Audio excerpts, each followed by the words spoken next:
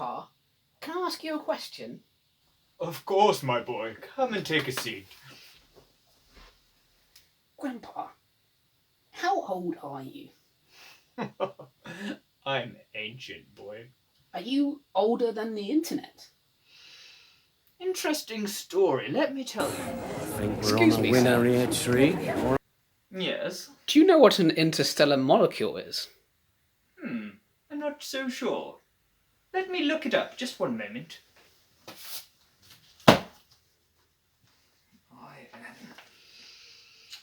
An interstellar molecule. More than 100 species of molecule are found within the gas nebula of the interstellar medium.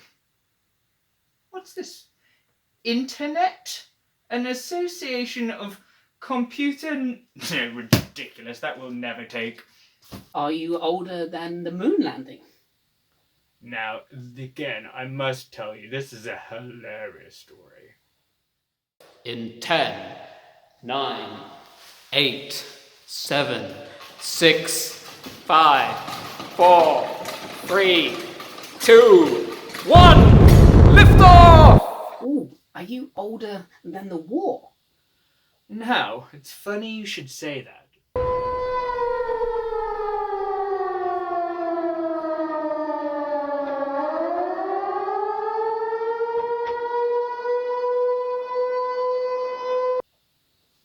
Are you older than the dinosaurs? Oh boy, you have no idea.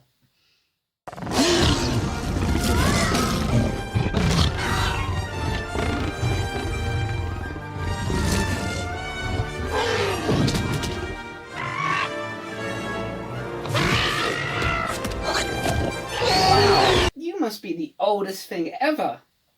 That's very rude. You can go now. Nap time, I think. So let's recap what we've learnt over the last few weeks. We learnt that God is omnipresent. He's everywhere. We learnt that God is omnibenevolent.